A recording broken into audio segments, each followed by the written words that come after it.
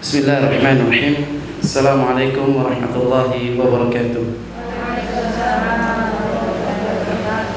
Alhamdulillah, alhamdulillahi tayyiban mubarakan fih kama yuhibbu rabbuna wa yarda. Asyhadu an la ilaha illallah wa asyhadu anna Muhammadan abduhu wa rasuluh. Pertama-tama mari bersama-sama kita bersyukur kepada Allah atas limpahan rahmat, hidayah serta taufik dari Allah Subhanahu wa taala. Pada pagi hari ini kita bisa berkumpul insyaallah dalam arti tawasau bil haq wa tawasau bis sabr, yaitu saling menasihati dalam kebenaran dan saling menasihati di dalam kesabaran. Masyaallah muslimin rahimani wa rahimakumullah. Insyaallah di sini sudah jadi guru semua dan insyaallah sudah faham semua insyaallah. Tapi sedikit kita akan memberikan tambahan bagi kita semua untuk tambahan ilmu kita dan semoga menjadi ilmu yang bermanfaat. Di antara peran guru di dalam pendidikan, peran guru dalam pendidikan, yaitu istilah guru saat ini itu biasanya mengalami penciutan makna. Jadi bukan hanya guru yang mengajar di sekolah itu dikatakan guru, bahkan yang di luar yang dia memberikan pengajaran itu dikatakan sebagai pelatih, coach atau yang lainnya. Padahal sama-sama sebagai guru yang dia mentransfer ilmu kepada peserta didik, mentransfer ilmu kepada peserta didik. Sehingga di sini disebutkan peran guru dari dulu sampai sekarang tetap sangat diperlukan. Dari dulu sampai sekarang namanya guru tetap diperlukan. Tidak akan pernah bisa seseorang itu berjalan dengan sendirinya. Tidak akan bisa. Pasti dia membutuhkan sosok guru yang mengajarkannya. Kemudian dialah yang membantu manusia untuk menemukan siapa dirinya. Jadi murid peserta didik ini bagaimana dia mengenal dirinya sendiri itu adalah tugas dari seorang guru. Jadi menemukan jati dirinya. Jadi guru yang mengetahui posisi peserta didik. Peserta didik ini sampai mana posisinya, kemampuannya, maka yang mengenalkan dirinya peserta didik itu adalah gurunya. Coba pegang ini.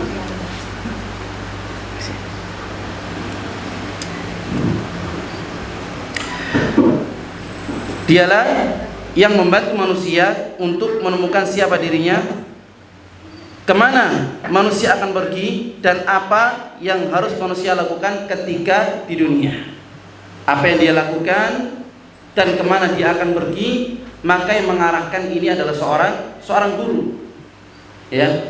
Kemudian sejak lahir sampai meninggal, dan orang tua mendaftarkan anaknya ke sekolah dengan harapan guru dapat mendidiknya menjadi manusia yang berkembang.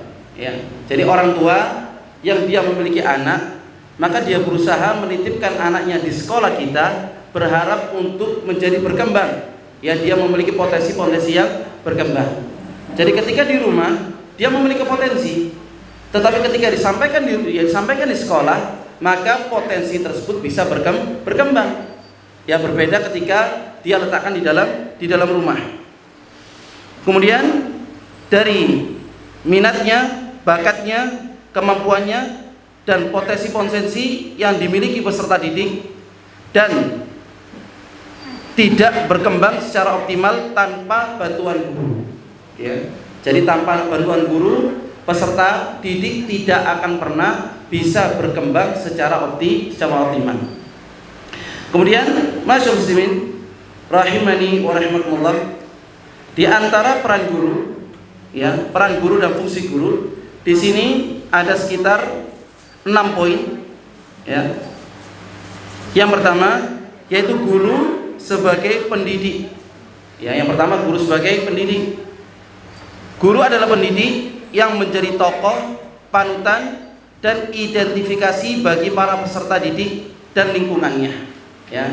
Jadi fungsi yang pertama seorang guru peserta didik yang dia bisa mendidik, menjadi pendidik, ya, memberikan pengajaran, memiliki tanggung jawab ya kepada muridnya, sehingga murid ini bisa mencontoh, ya, tidak hanya mencontoh dari apa yang telah diajarkan oleh gurunya, bahkan mencontoh dari perilaku gurunya, dari akhlak gurunya.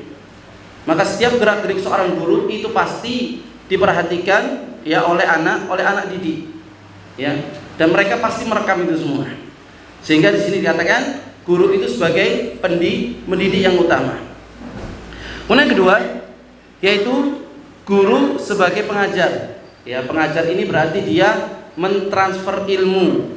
Kalau guru dia tidak memiliki ya ilmunya, maka bagaimana mungkin dia akan memberikan ilmu kepada peserta didik. Sehingga orang Arab dulu mengatakan faqidu syai' la yu'ti. Seseorang yang tidak memiliki sesuatu, dia tidak akan pernah bisa memberi. Jadi yang pertama kali yang harus diperhatikan adalah kapasitas ataupun kualitas seorang guru sebelum dia memberikan pengajaran kepada muridnya. Ya, ini yang kedua. Kemudian yang ketiga, yaitu guru sebagai pembimbing, ya, sebagai pembimbingnya. Guru dapat ibaratkan sebagai pembimbing yang berdasarkan pengetahuan dan pengalamannya bertanggung jawab atas kelancaran perjalanan itu. Ya, sebagai pembimbing perjalanan. Kalau kita sedang perjalanan, maka kita ada guide-nya, ya, dan guide ini akan mengarahkan kita kemana kita pergi. Dan dia bisa sebagai pembimbing itu tadi, ya, sebagai guide di dalam dunia pendidikan.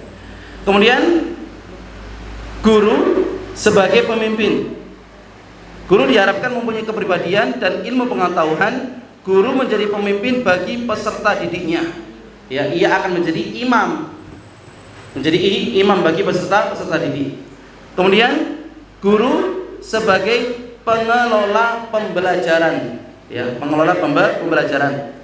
Guru harus mampu menguasai berbagai metode pembelajaran. Ya, memiliki berbagai metode pelajaran. Selain itu, guru juga dituntut untuk selalu menambah pengetahuan dan keterampilannya agar supaya pengetahuan dan keterampilan yang dimilikinya tidak ketinggalan zaman.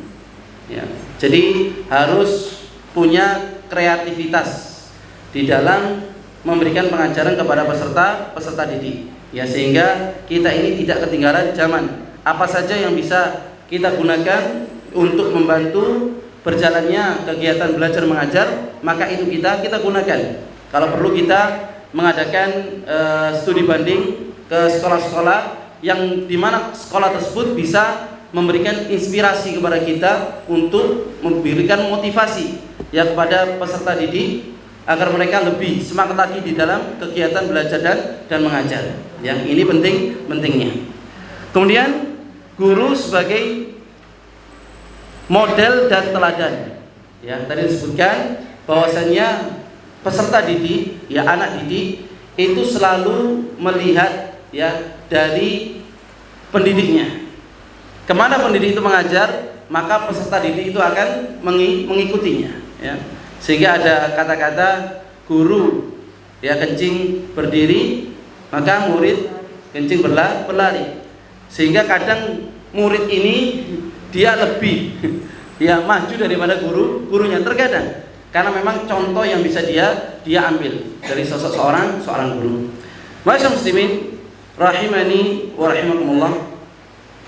Kemudian kita masuk pada poin yang kedua, yaitu bagaimana amal jariyah yang kita dapat selama kita ini memberikan pengajaran kepada peserta didik. Ayat yang telah dibaca tadi, Allah mengatakan, "Wa may yuridu thawabad dunya nu'tihi minha." Barang siapa yang dia menginginkan balasan dari kehidupan dunia, maka kami akan memberikannya. "Wa may yuridu thawabal akhirah nu'tihi minha." Dan barang siapa yang dia menginginkan balasan akhirat, kami akan memberikannya. "Wa sanajzi syakirin." Dan kami akan memberikan balasan bagi orang-orang yang bersyukur kepada Allah Subhanahu wa taala.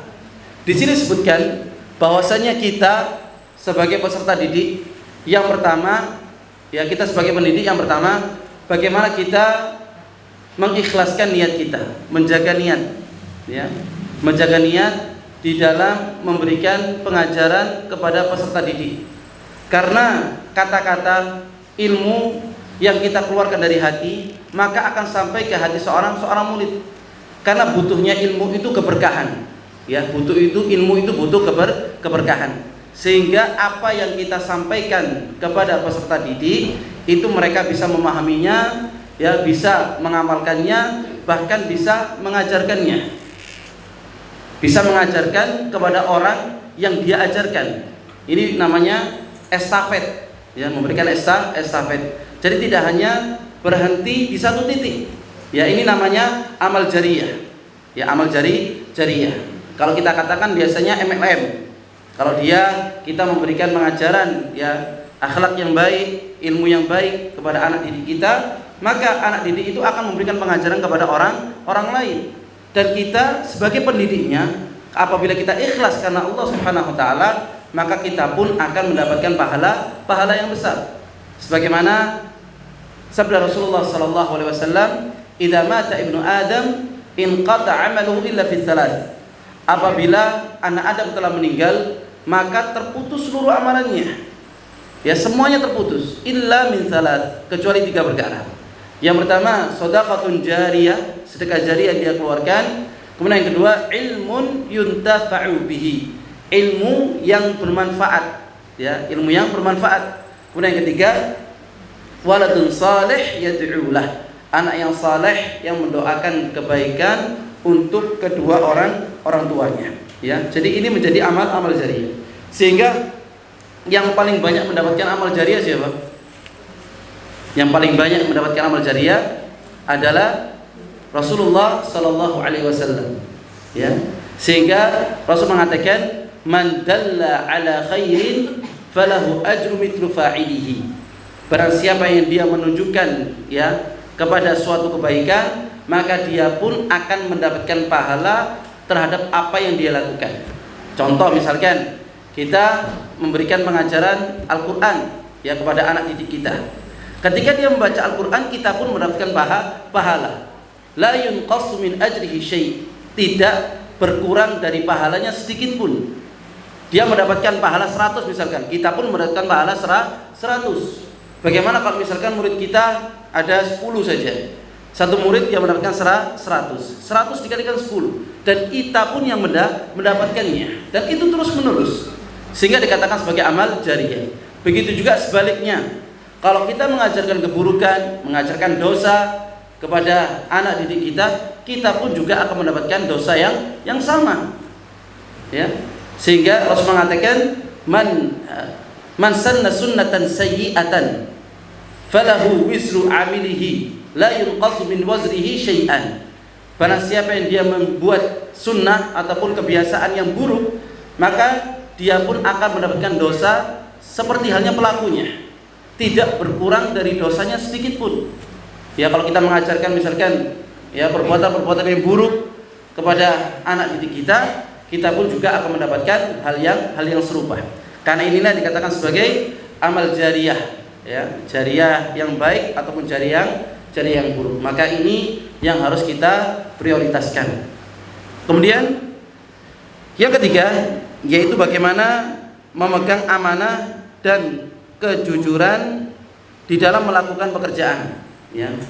Di sini saya ambilkan referensi dari kitab Ad-Durrul Muntaqa min Kalimatil Mulaqah. Dibahas bagaimana tentang masalah amanah, ya, masalah amanah. Ini yang paling penting. Di sini dikatakan, fa inna min akhlaqil jamilah allati wasafa Allahu biha anbiya'ahu wa ibadahul mu'minin al-amanah.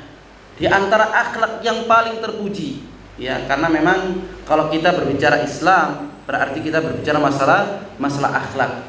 Ya, kita berbicara Islam tidak bisa terlepas, ya, dengan yang namanya akhlak. Karena Rasul mengatakan, innama bu'ittu liutammima makarimal akhlak, bahwasanya aku diutus oleh Allah untuk menyempurnakan akhlak manusia, ya. Jadi akhlak ini sangat banyak sekali. Dan sekarang kita akan sedikit menjelaskan berkaitan dengan akhlak al-amanah. Amanah ini merupakan akhlak yang bagaimana Allah Subhanahu wa taala memberikan sifat amanah ini kepada para nabinya, kemudian kepada hamba-hambanya yang beriman kepada Allah Subhanahu wa taala. Bagaimana Allah memberikan sifat kepada Nabi Musa alaihissalam? Allah berfirman, "Inna khaira man ista'jartal qawiyul amin." Karena sebaik-baik pekerja yang engkau kerjakan yaitu al-qawi, yaitu mereka yang kuat di dalam bekerja, tenaganya, pikirannya harus kuat. Ya, al-qawi al-amin, dan dia juga harus amanah di dalam mengemban ya tugas tersebut. Ya, al-qawi al-amin. Ini tidak akan pernah bisa dilepaskan. Ya, al-qawi, maka jangan sampai al-qawi ini lawan katanya dhaif. Ya, lawan kata dhaif, dia lemah. Ya, sehingga peserta ya pendidik ini harus mengetahui bagaimana kondisi dirinya, kapasitas dirinya ketika dia ingin memberikan pengajaran kepada anak-anak didik. Dia termasuk al-qawi atau termasuk ad-dhaif. Ya, dia orang yang lemah ataupun orang yang kuat. Ya, jangan sampai kalau memang dia kondisi dia dhaif, bagaimana mungkin dia akan mengajarkan kepada orang-orang yang kuat. Ya, dia dhaif, hafalannya dhaif. Ya, hafalannya dia lemah. Kemudian cara membacanya dia lemah. Cara mengajarnya dia lemah. Maka ini harus di-upgrade dulu. Ya, jadi kapasitas dirinya harus di-upgrade terlebih dahulu. Setelah itu baru dia mengajarkannya. Sehingga di sini dikatakan al-qawi, yaitu yang kuat, al-amin. Amin ini yaitu terpercaya. Lawan kata daripada al-khiyanah, yaitu berkhianat. Ya, nanti akan dijelaskan. Wasafa biha Yusuf fi qaulihi ta'ala, dan juga Allah memberikan sifat al-amanah ini al-amin kepada Nabi Yusuf alaihissalam. Sebagaimana Allah katakan dalam surat Yusuf, Allah berfirman, "Wa qala al-maliku a'tuni bi astakhlisu li nafsi." Falamma kallamahu qala innaka al-yawma ladaina makinun amin. Ketika raja ini dia memerintahkan kepada anak buahnya untuk mendatangkan Yusuf. Maka ketika Nabi Yusuf bertemu dengan raja tersebut, maka raja ini tadi ingin menjadikan Yusuf ini memiliki kedudukan yang tinggi di dalam kerajaannya. Astakhlisu li nafsi. Falamma kallamahu, dan ketika raja ini telah berbicara kepada Nabi Yusuf alaihissalam, qala innakal yawma ladaina makinun amin. Maka mulai hari ini engkau berada di samping kami makinun amin, di tempat yang terpuji, ya amin, yang terpercaya. Jadi memang ya raja ini mengetahui kapasitas Nabi Yusuf alaihissalam. Jadi dia meletakkan Nabi Yusuf ini di tempatnya karena dia makinun amin. Ya, orang yang amin, orang yang amanah. Sehingga seorang ya mudi ataupun pemimpin, dia juga harus mengetahui di antara kemampuan ya pendidiknya. Ya, kemampuan pendidiknya dia harus mengetahui, dan juga pendidik dia harus mengetahui kemampuan peserta didik. Karena memang ya kemampuan ya di antara peserta didik itu tidak sama satu sama lain. Jadi kita harus mengetahui mana di dalam kelas kita ini yang dia memiliki kompetensi yang lebih tinggi, ya. Maka kita harus meletakkannya di mana, ataupun dia bisa memberikan pengaruh kepada teman-teman yang lainnya.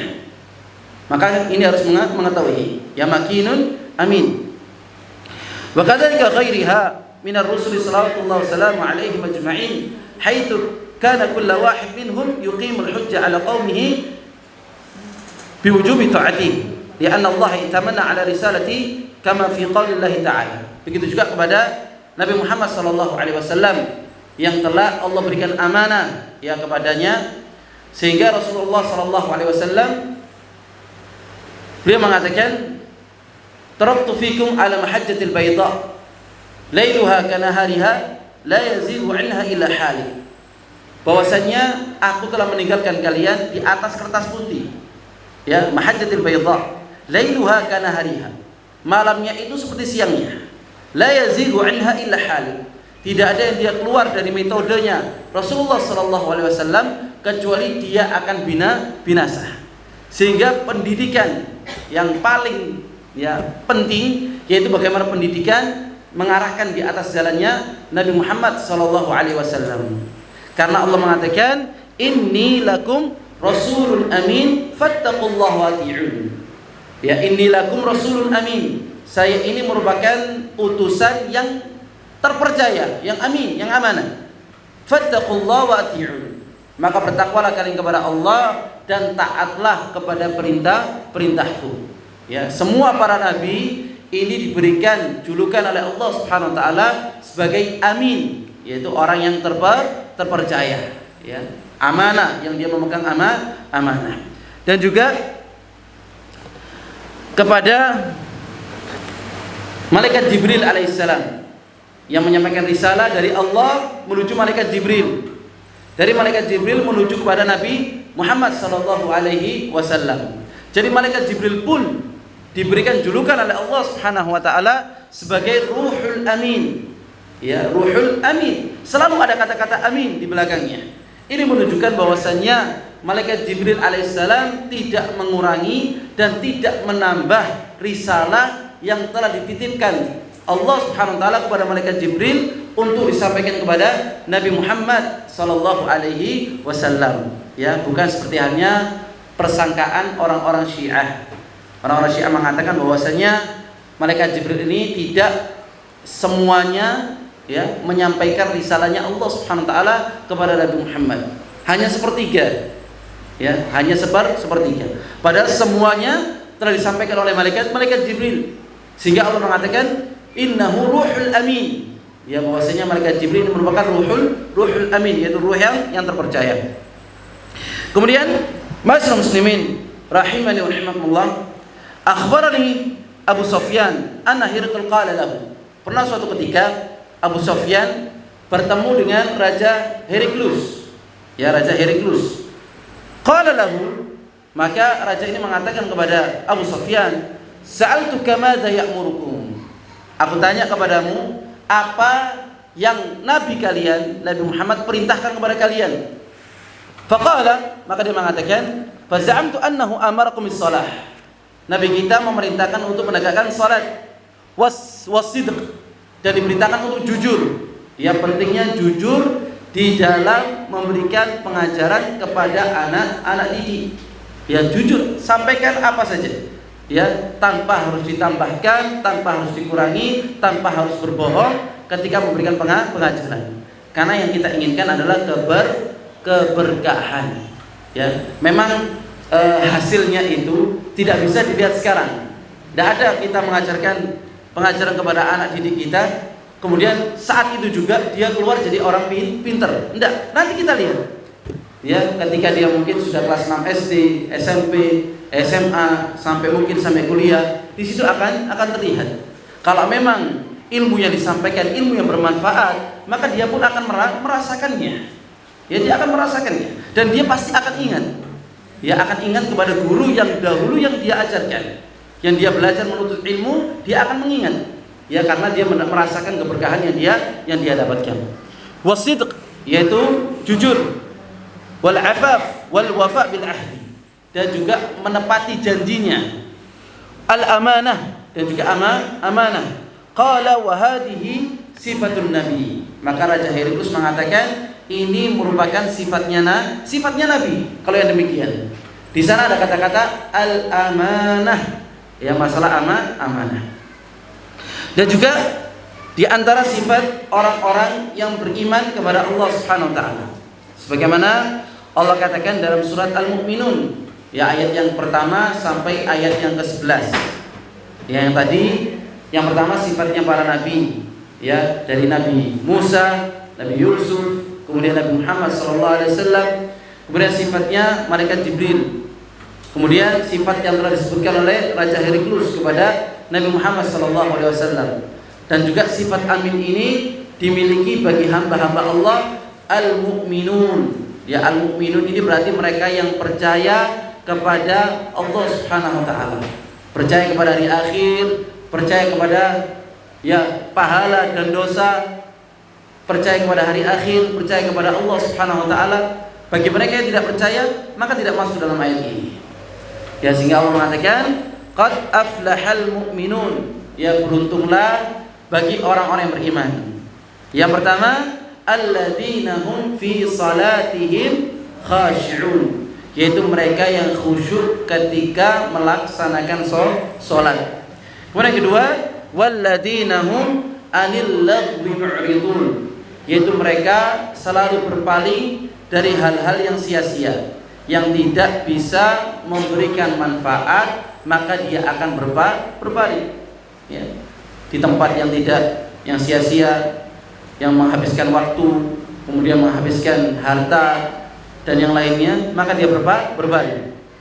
Kemudian yang ketiga, walladzina hum lizzakati fa'ilun, yaitu mereka selalu menunaikan zakat-zakat mereka. Yang keempat, walladzina hum li furujihim hafizun illa ala azwajihim aw ma malakat aymanuhum fa innahum ghairu malumin faman ibtagha wara'a dzalika fa ulaika humul 'adun, yaitu mereka yang selalu menjaga kehormatan mereka kecuali kepada istri-istri mereka atau kepada budak mereka. Barang siapa yang mencari di lain itu, maka sesungguhnya dia termasuk orang-orang yang adun, yaitu orang yang telah melampaui batasan dari batasan-batasan Allah Subhanahu wa taala. Walladzina hum li amanatihim wa ahdihim ra'un, yaitu mereka yang senantiasa menjaga amanatnya dan menunaikan janjinya. Kembali lagi Allah mengatakan walladzina hum li amanatihim, terhadap amanat-amanat mereka, wa ahdihim, dan kepada janji mereka, ra'un, dan mereka selalu ya konsekuensi di dalam urusan janji dan urusan amanat. Walladzina hum 'ala salawatihim yuhafizun, dan juga mereka itu selalu menjaga salatnya. Ya, penting juga kepada pendidik untuk terus memberikan ya ingatan kepada anak didik untuk urusan sholat, ya, dalam sholatnya terus diajarkan. Karena kalau memang mereka itu sudah menjaga sholatnya, insya Allah dia akan dijaga sama Allah Subhanahu Wa Taala. Penting, sehingga Rasulullah SAW pernah memberikan nasihat kepada gulam, yaitu Abdullah bin Abbas. Suatu ketika umurnya masih beranjak sekitar 7 tahun ataupun 8 tahun. Rasul mengatakan, ya gulam, inni u'allimuka kalimat. Wahai anakku, aku akan mengajarkan beberapa kalimat. Jadi guru ini kadang-kadang perlu berdua dengan yang muridnya atau bertiga untuk memberikan nasihat. 4 mata diberikan nasihat, ataupun ketika di luar, ketika di kelas dia sendiri diberikan nasihat. Ini penting karena saat itu nasihat itu lebih mudah untuk diterima. Ya gulam, inni u'allimuka kalimat. Karena Rasulullah SAW sering yang memberikan nasihat seperti halnya kepada Abdullah bin Abbas, kepada Abdullah bin Umar, dan kepada sahabat-sahabat yang lainnya untuk memberikan nasihat secara 4 mata. Rasul mengatakan, ihfadillah yahfadka, ihfadillah tajiduhu tujahaka. Jagalah Allah, maka Allah akan menjagamu. Jaga perintah Allah, jaga sholatnya, ya, kemudian jaga tutur katanya, jaga akhlaknya, jaga perbuatannya. Ihfadillah, jaga Allah, maka Allah akan menjagamu. Jagalah Allah, maka engkau akan mendapati Allah di hadapanmu. Ya. Jadi tidak perlu kita memberikan pengawasan 24 jam kepada anak kita, cukup ya kita memberikan kepadanya untuk senantiasa menjaga batasan-batasan Allah Subhanahu wa taala. Kalau dia sudah menjaga sholatnya, maka akan timbul iman dalam hatinya. Kalau sudah timbul iman, maka akan tumbuh rasa malu. Jadi dia malu ketika mau misalkan kurang ajar kepada gurunya, malu untuk dia berbuat hal-hal yang tidak baik, akan tumbuh rasa malu, dan juga akan tumbuh rasa yakin dan tumbuh akhlak yang baik. Karena dari sholat itu akan muncul banyak sekali kebaikan. Ya, dari sholat itu akan muncul banyak sekali kebaikan. Sebaliknya, kalau sudah anak ini dia tidak melaksanakan sholat, ya tidak lagi melaksanakan sholat, maka akan muncul perbuatan-perbuatan yang buruk. Ya, karena hubungan yang baik antara seorang hamba dengan Allah adalah masalah sholat. Diajarkan terus, sehingga Allah mengatakan wa'mur ahlaka bis-shalah wastabir 'alaiha. Bersabarlah kalian, perintahkanlah keluarga kalian, anak didik kalian untuk melaksanakan sholat, dan bersabarlah ketika memerintahkannya. Bersabar, karena memang masih anak-anak, terkadang sulit untuk diarahkan. Tapi kita wastabir. Di sini Allah Subhanahu wa taala tidak menggunakan kata-kata wasbir, bersabar. Tapi Allah katakan wastabir. Wastabir ini berarti di atasnya sabar lagi.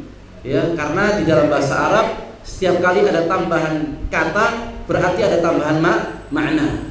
Ya, sehingga Allah mengatakan ya ayyuhalladzina amanu sabiru wasabiru warabitu. Dan di sini Allah mengatakan wastabir, di atasnya lagi.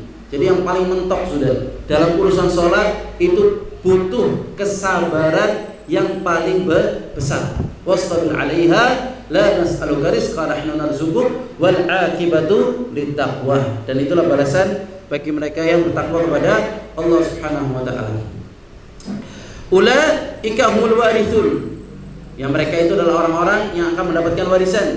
Apa warisan mereka? Alladzina yarithuna al-firdausahum fiha khalidun. Mereka itu akan mendapatkan warisan berupa surga Firdaus dan mereka kekal di dalamnya. Subhanallah. Surga Firdaus balasannya bagi mereka yang telah menjalankan ini tadi. Surga Firdaus ini merupakan a'lal jannah. Surga yang paling tinggi itu adalah surga Firdaus. Tahta arsyur rahman, di bawah arsy-Nya Allah, di bawah singgasana Allah, itu adalah Jannatul Firdaus. Jannatul Firdaus nuzula khalidina fiha la yabghuna 'anha hiwala. Kemudian masyaallah muslimin rahimakumullah, dengan adanya amanat maka agama ini akan terjaga. Yuhfaduddin. Ya, agama ini terjaga sehingga di sana tidak ada lagi orang-orang yang berbicara masalah din, masalah agama, kecuali mereka yang belajar, yang mereka memahami. Enggak semua orang. Ya, contohnya saja, misalkan ya seorang guru matematika, bagaimana mungkin dia akan mengajar misalkan bahasa Arab? Ya, dia memang belajarnya matematika, tapi tiba-tiba dia belajar bahasa Arab, bukan bidangnya. Ya, sekali lagi bukan bidangnya. Kalau orang dulu dikatakan sebagai Syekhul Islam, ada Syekhul Islam Ibnu Taimiyah. Kalau Syekhul Islam, dia paham semuanya, dikatakan sebagai Syekhnya Islam. Ya, padahal namanya Ibnu Taimiyah. Dia paham masalah akidah, paham masalah fikih, paham masalah hadis, paham masalah ilmu faraid, paham masalah ilmu kalam, ya, ilmu mantik, paham semua, dikatakan sebagai Syekhul Islam. Tapi kalau sekarang kita ini harus bisa mengambil satu jurusan, ya, yang kita memang paham dalam urusan tersebut. Kalau memang kita matematika, ya kita matematika. Kita urusan bahasa Arab full kita jelaskan ya ke dalam mereka dalam urusan bahasa Arab. Jadi dengan ini akan terjaga, ya, dan tidak morat-marit. Bagaimana mungkin satu guru dia ngajar semuanya? Ya, maka ini tidak akan maksimal. Ya, wa bihadza yuhfadu hadzal din wal a'rad. Dan juga dengan adanya amanah ini, maka kehormatan seseorang akan terjaga. Ya, karena memang kehormatan ini sangat penting. Tidak boleh kita memfitnah, menghibah, ya, fitnah, ghibah ataupun menamimah, karena memang saudara kita itu memiliki kehormatan yang harus kita jaga. Apalagi kita sama-sama ya pendidik, maka jangan sampai kita menjatuhkan satu sama lain. Maka ini masalahnya i'rad, berkaitan masalah amanah. Kalau memang kita bisa menjaga, kita jaga. Ya, karena memang pada dasarnya setiap manusia itu memiliki rasa hasad, itu ada. Rasa iri, rasa dengki, apalagi dalam sesamanya. Seperti halnya tukang becak, sama-sama hasad dengan tukang becak. Nggak akan mungkin tukang becak ini hasad kepada penjual toko misalkan. Maka yang satu profesi itu hasadnya lebih besar. Sehingga para ulama mengatakan la yakhlu jasadun min hasadin. Tidak akan pernah satu ya jasad pun terlepas dari perbuatan hasad. Orang yang baik dia akan menahannya. Sedangkan orang yang buruk dia akan menampakkannya kalau dia sebagai orang yang hasad. Ya, sehingga Rasulullah SAW setiap sholat subuh dan sholat asar Rasul selalu membaca surat Al-Falaq. Qul a'udzu birabbil falaq. Ya Allah, aku berlindung dari Tuhan yang menguasai subuh. Qul a'udzu birabbil falaq min syarri ma khalaq, dari keburukannya makhluk. Wa min syarri ghasikin idza waqab. Wa min syarri naffatsati fil 'uqad, dan dari ya wanita-wanita penyihir yang dengan buhul-buhulnya. Wa min syarri hasidin idza hasad, dan dari keburukan orang yang hasad ketika dia hasad. Ya. Kenapa Allah Subhanahu wa taala meletakkan masalah hasad ini di akhir? Karena keburukan yang paling berat itu masalah hasad di dalam surat Al-Falaq. Sehingga Allah mengatakan qul a'udzu birabbil falaq min syarri ma khalaq wa min syarri ghasiqin idza waqab wa min syarri nafatsati fil 'uqad wa min syarri hasidin idza hasad. Ya, karena dengan hasad ini bahaya. Seseorang akan mulai berbohong, ya, seseorang akan mulai menjatuhkan, seseorang akan mulai menghibah, seseorang akan mulai namimah, mengadu domba satu sama lain. Maka dengan adanya aghraq, amanah, yaitu menjaga kehormatan. Kemudian wal amwal, menjaga harta, amanah ini tadi. Sehingga tidak boleh seseorang untuk mengambil, merampas harta orang lain, merampok, mencuri, ya, karena dia harus amanah. Ya, tidak boleh merampok, mencuri, merampas harta orang lain. Kemudian wal arwah, dan juga ruh, ya, seorang tidak boleh membunuh. Wala taqtulun nafsal lati harramallah. Janganlah seseorang membunuh, ya, yang telah diharamkan oleh Allah Subhanahu wa taala. Wal ma'arif wal ulum wal wilayah, dan juga masalah ilmu. Masalah ilmu ini harus juga kita amanah. Jangan sampai itu bukan tulisan kita katakan sebagai tulisan kita. Berarti ini tidak menjaga ilmunya. Ya, tidak menjaga ilmu. Kita sampaikan, kita misalkan mengambil referensi, ya, mengambil referensi dari kitab ini, ataupun kita mendapatkan ilmu dari si fulan, kita sampaikan. Ya, ini untuk menjaga din, ya, menjaga al-ulum wal wilayah, itu menjaga ilmu. Wasyahada wal qada wal kitabah, dan juga dengan adanya amanat ini terjaga al-qada wal kitabah. Ya, al-qada ini putusan, dan juga kitabah yaitu tulisan.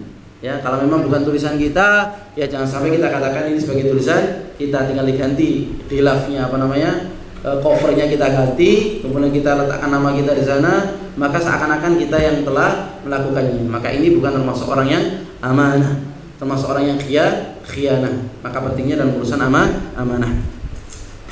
Wa bihadil amanah, sehingga Allah mengatakan dalam surat Al-Ahzab ayat yang ke-72, Allah berfirman, inna aradnal amanah, bahwasanya kami telah memberikan tawaran amanah ini alas samawat, kepada 7 langit, wal jibal, dan kepada gunung. Inna aradnal amanata alas samawati wal jibal fa abaina ayyahmilnaha, maka mereka berdua ini enggan untuk mengemban amanah tersebut. Fa hamalal insan, maka diemban amanat ini oleh manusia. Innahu kana zaluman jahulah. Di sini Allah katakan bahwasanya manusia itu zalum. Zalum ini berarti orang yang banyak berbuat zalim, tidak meletakkan sesuatu pada tempatnya, maka dia dikatakan sebagai zalum. Lawan kata daripada zalum adalah al-adlu, al-udul. Ya, udul ini berarti adil di dalam memberikan, ya, pengajaran. Al-zulum wal-udul. Ya, bahwasanya manusia ini Allah katakan zaluman, orang yang zalim, tidak meletakkan sesuatu pada tempatnya. Jahulah, jahulah ini tidak mengetahui, jahil.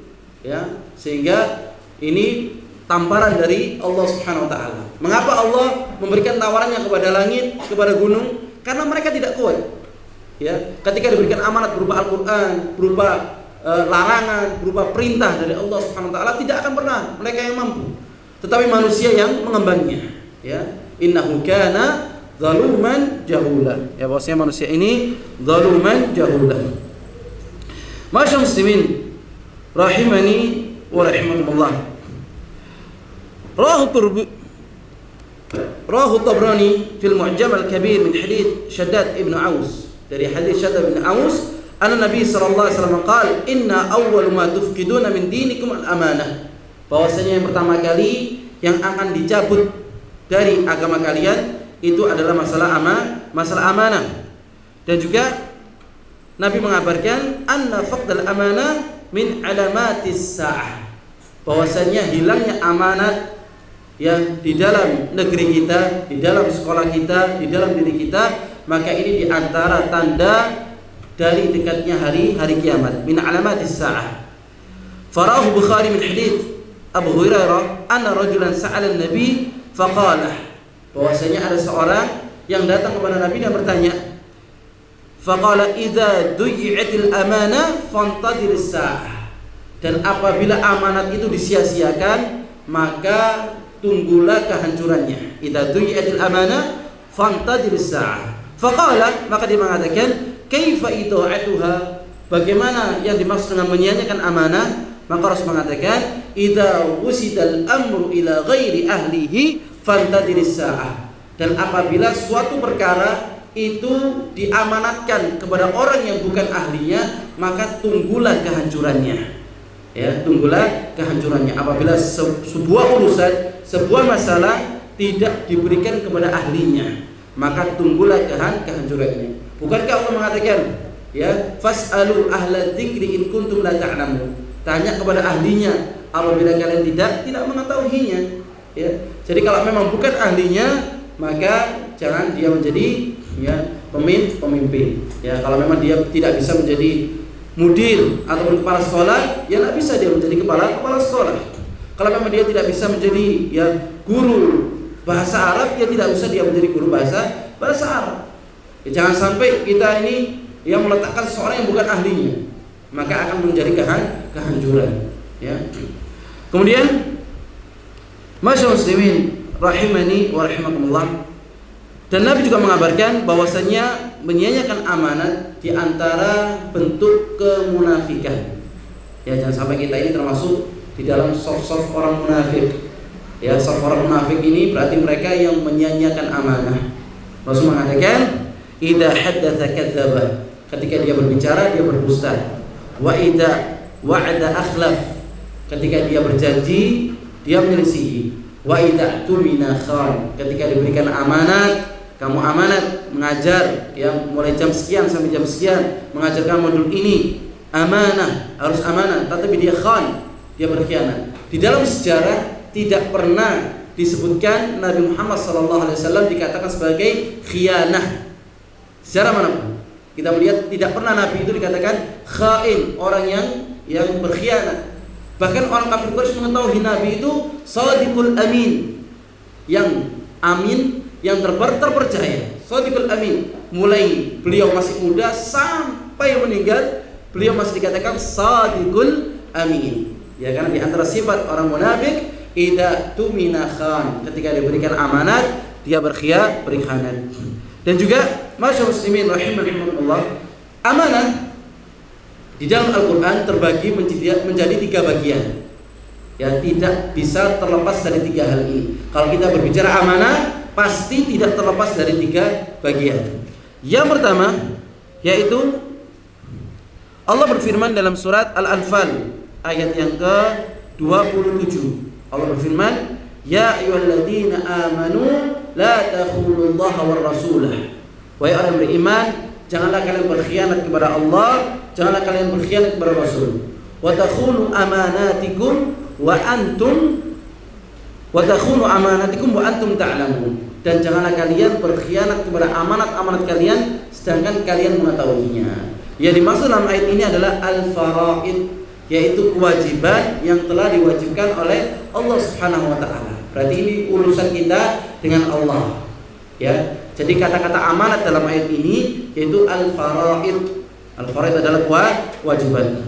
Kemudian Allah mengatakan dalam surat An-Nisa ayat yang ke-58, Allah berfirman, innallaha ya'murukum an tu'addul amanati ila ahliha. Bahwasanya Allah perintahkan kalian untuk menyampaikan amanat ini kepada ahlinya. Maksudnya adalah al-wada'i, yaitu barang titipan. Al-wada'i, kita diberikan titipan, maka itu sebagai amanat, maka jangan sampai kita berkhianat. Dan juga anak yang diberikan oleh orang tua kepada pendidik itu adalah amanat dari orang tuanya. Ya, ini amanat sehingga tidak boleh dia menyia-nyiakan amanat. Sehingga Allah mengatakan la takhunu amanatikum innallaha ya'murukum an tu'addul amanati ila ahliha. Jadi ketika anak ini dia kembali ke orang tuanya dalam keadaan memiliki ilmunya, ya, tidak sama seperti hanya ketika di rumah, tapi memang butuh antara kerjasama antara guru dan juga orang tua.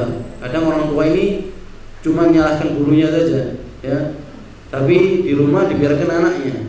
Padahal pendidikan terpentingnya adalah di rumah. Di sekolah ini hanya membantu saja seharusnya, ya, membantu untuk membentuk karakternya, lingkungannya. Kalau memang orang tua ini tidak bisa diajak kerjasama oleh guru, maka sulit akan meningkatkan potensi seorang anak. Jadi kalau memang ada orang tua yang dia cerewet kepada gurunya, yang ya itu bagus harusnya. Ya, berarti dia peduli kepada anak-anaknya, tahu sampai mana batasan, sampai mana dia sekolahnya, bagaimana kemampuannya terus, ya, sehingga dia tahu perkembangannya, ya, tahu ada perkembangan.